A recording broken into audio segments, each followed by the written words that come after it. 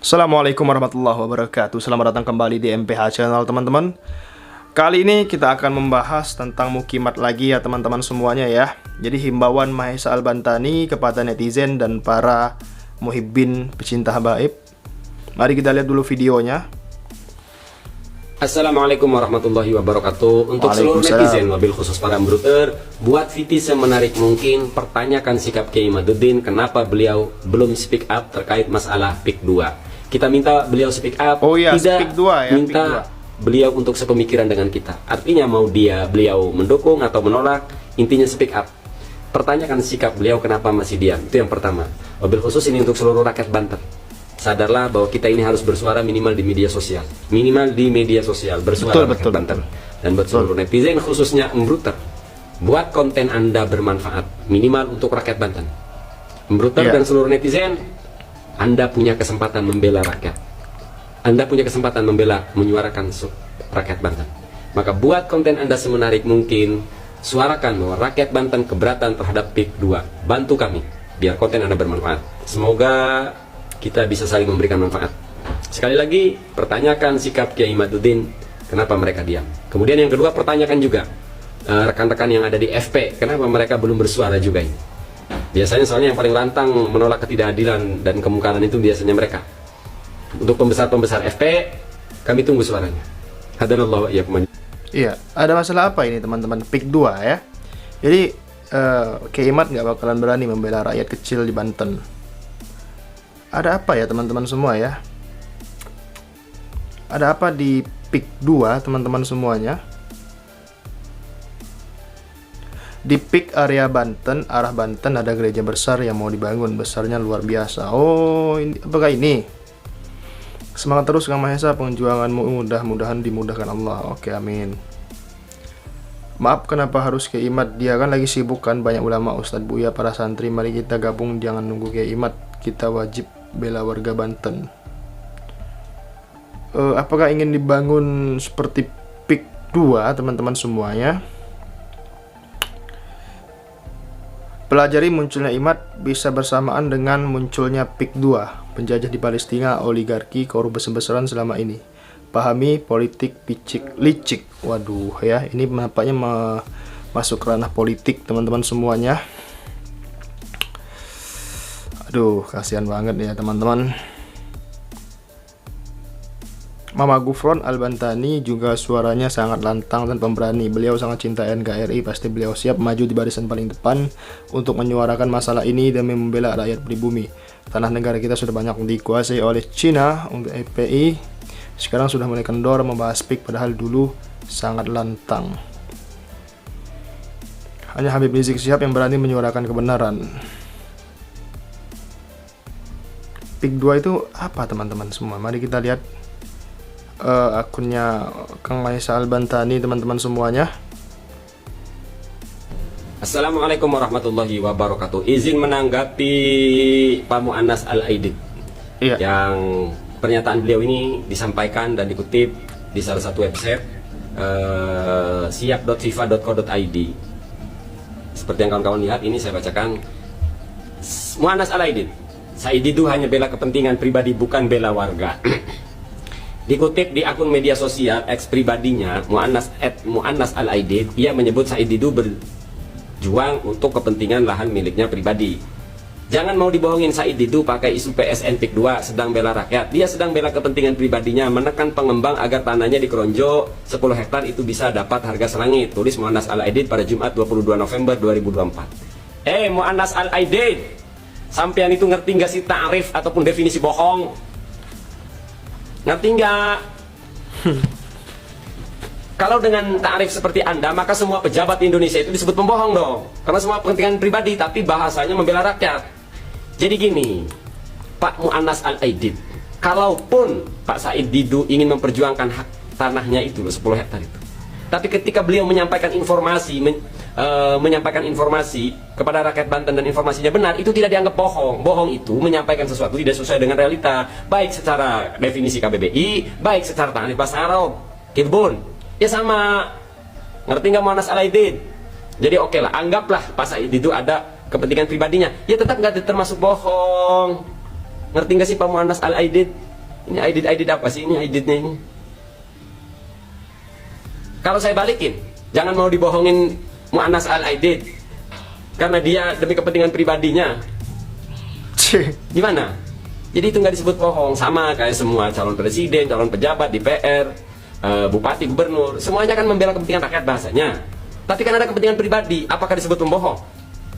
Gitu loh ya. Jadi kepada poinnya aja, bagian apa yang kebohongan Pak Said Didu yang disampaikan kepada publik. Kalau persoalannya dia memiliki tanah 10 hektar, itu bukan indikasi kebohongan Pak Said Didu. Nah sekarang gini, saya tidak punya tanah sejengkal pun di daerah Pegadungan, Sipanjang, Tanara, Kronjo, Maut, bahkan Kosambi. Oke, saya nggak punya nih. Apakah lalu kemudian saya berbohong? Bersuara atas nama rakyat? Ente kan jaringannya, circle-nya intelijen. Cek aja rekam jejak saya. Coba silakan pakai kekuatan intelijen. Apakah saya bersuara karena dapat transferan? Apakah saya bersuara karena dapat... Coba, bahkan seandainya kalian berusaha membungkam saya pun nggak bakalan mempan. Kalau cuma ditakutin undang-undang, kalau cuma disuap, nggak bakalan bisa. Kami tetap akan suarakan itu, penolakan terhadap PIK 2. Karena alasan yang mereka keluar-keluar adalah mengangkat perekonomian. Perekonomian apa? Nggak usah muluk-muluk pejabat pusat sampai daerah, sampai desa.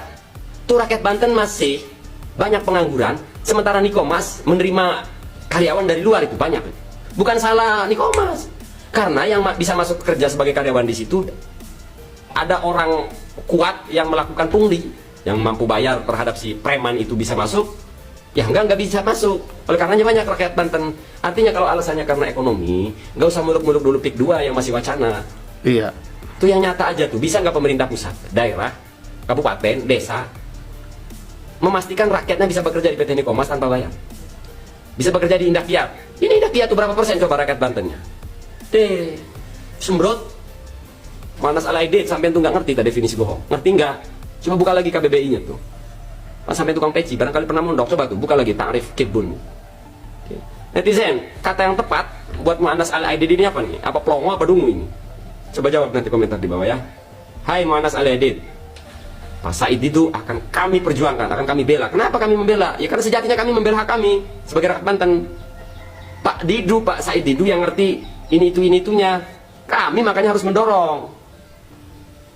Ya wis lah, kalau komentar-komentar begitu nggak masalah lah ya.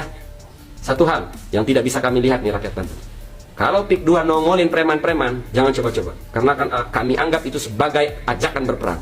Camkan itu baik-baik.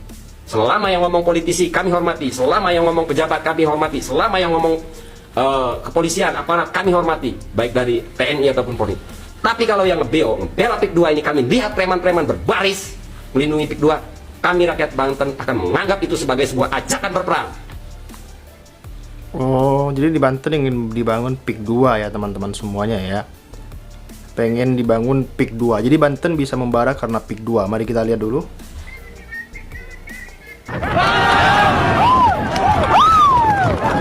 Negara kita yang pertama negara Pancasila sekarang menjadi negara Pancasila. Satu, ketuhanan yang maha hormat. Dua, kemanusiaan yang adil bagi para birokrat. Tiga, persatuan para investor. Empat, kerajaan yang dipimpin oleh hikmat penindasan dalam permusyawaratan diktatorial. Lima, keadilan sosial. Ashhadu an la ilaha illallah wa ashhadu anna Muhammadar Rasulullah. Allahumma sholli ala Muhammad wa ala ali Muhammad. La ilaha illallah Muhammadar Rasulullah. Kami rakyat Banten yang tergabung dalam Garda Apik Banten, Brigade Apik TNI Banten, Maslahat Banten, Sekretariat Kolaborasi Indonesia SKI, Aliansi Nasional Penggerak Perubahan Indonesia, Ormus Banten, Apik Banten, APB TNI.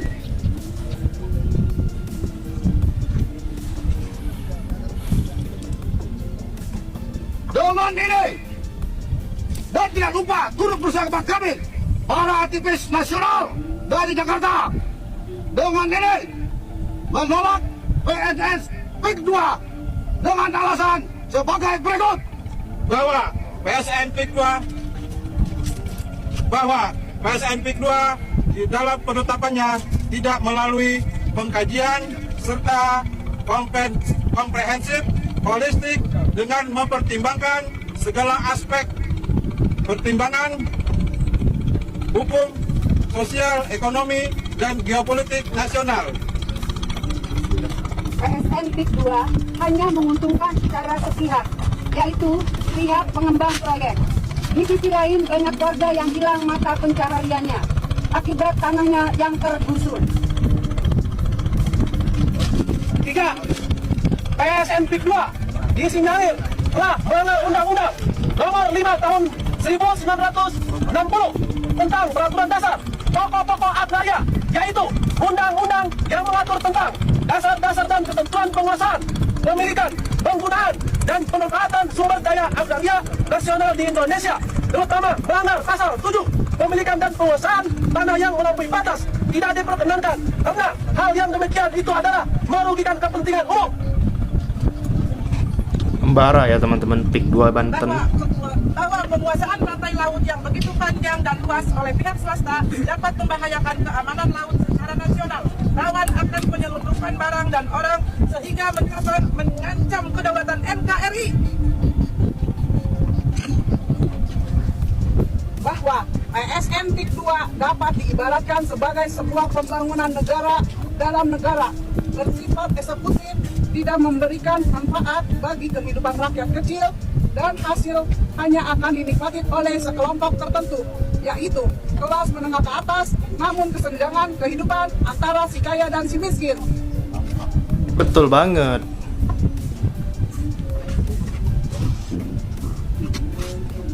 Intervensi kuat dari rezim penguasa yang berkolaborasi dengan oligarki ditenggarai kuat dengan penetapan NJOP yang rendah merugikan rakyat kecil, sementara pihak pengembang menjual dengan harga yang tinggi, tidak sesuai dengan harga pembelian. Terkesan ada upaya melegalkan merampas hak rakyat atas nama proyek strategis nasional. 7. Meminta kepada pemerintah yang dipimpin oleh Bapak Prabowo Subianto sebagai Presiden Republik Indonesia untuk mengevaluasi PIK 2 dengan mempertimbangkan kepentingan hak hidup rakyat serta kepentingan kedaulatan negara, kesatuan Republik Indonesia, di mana sesuai kampanye Bapak Presiden Republik Indonesia yang terpilih mati demi kepentingan rakyat kecil di atas kepentingan bangsa dan negara Republik Indonesia yang kita. Demikian pernyataan ini setelah menyerap aspirasi dan masukan dari berbagai masyarakat. Kami atas nama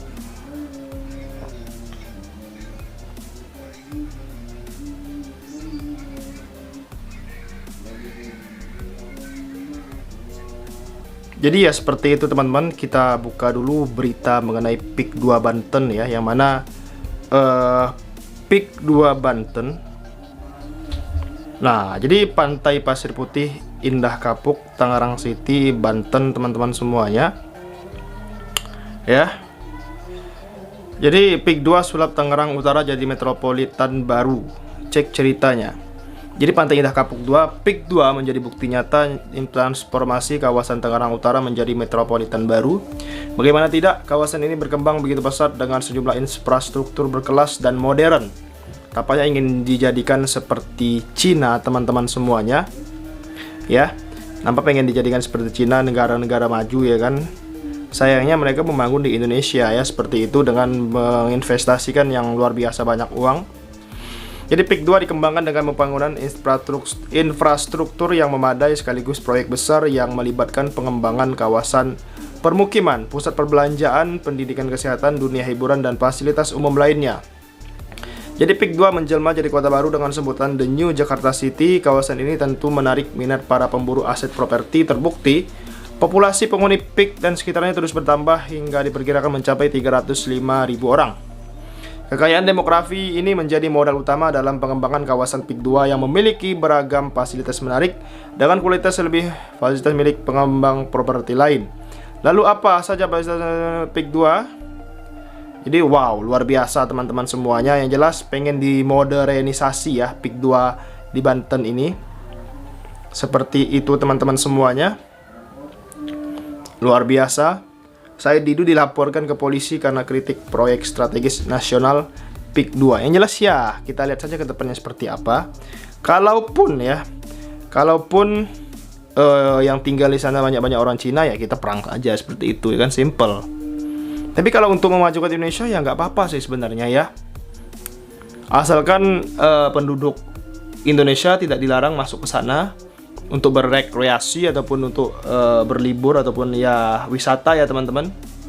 Untuk menarik para wisatawan luar juga ya silakan saja seperti itu. Ya kita lihat saja ke depannya seperti apa ya teman-teman mengenai proyek PIK 2 ini. Sekian video kali ini, jangan lupa subscribe MPH channel. Terima kasih. Assalamualaikum.